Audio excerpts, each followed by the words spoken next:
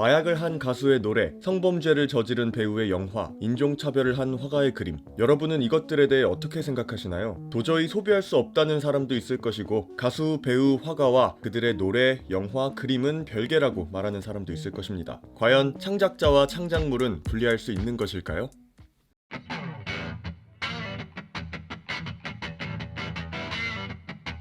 이 컨텐츠는 전문적 지식이 아닌 뇌피셜에 기반했으며 저와 다른 의견 모두를 존중합니다.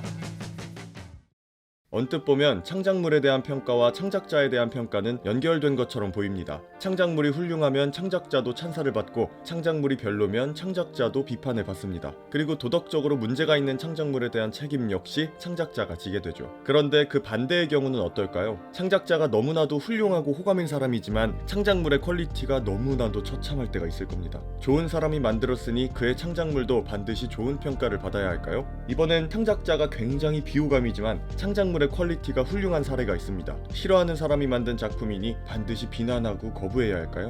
예라고 말하는 사람도 분명 있을 겁니다. 하지만 몇몇 이들은 창작자에 대한 평가를 창작물로 옮겨오는 걸 망설이기도 합니다. 두 평가 사이의 연결을 상대적으로 약하게 보거나 심지어는 분리시킬 수도 있습니다. 메신저와 메시지를 분리하라 하는 말처럼요. 그런데 이번엔 창작자에게 도덕적으로 문제가 있는 경우가 있습니다. 살인, 성범죄, 음주운전 같은 범죄를 저질렀거나 인종차별, 성차별 등 사회적 무리를 일으킨 창작자가 있습니다. 이 경우에도 창작물과 분리할 수 있을까요? 만약 그렇다면 창작자에게 어떤 논란이 있든 간에 그의 작품을 소비하는 건 아무런 문제가 되지 않겠죠. 하지만 딜레마에 빠진 사람들이 있습니다. 이들은 창작물 고유의 완성도와 가치를 중시합니다. 하지만 동시에 도덕적으로 문제가 있는 창작자의 작품을 소비하는 것도 꺼려집니다. 이 괴리를 어떻게 해결해야 할까요? 창작물은 대부분 이를 소비하는 사람들에 의해 힘과 가치를 얻습니다. 그리고 창작물이 가진 힘은 곧 창작자의 힘이 되죠. 따라서 작품에 대한 소비가 창작자에게 어떤 식으로든 도움을 준다는 걸 부정할 수는 없을 겁니다. 하지만 소위 악마의 재능을 가진 사람들이 덜어 있죠. 너무나도 문제적인 사람들이지만 그들의 작품을 외면하기엔 너무나 뛰어나 사람들을 혼란에 빠뜨립니다.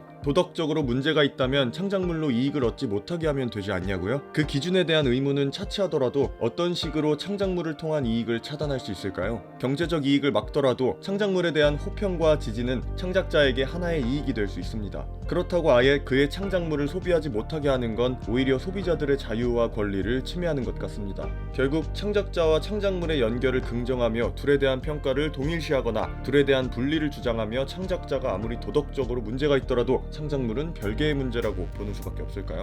딜레마를 해결할 또 다른 방안은 없을까요? 저는 진짜 모르겠습니다.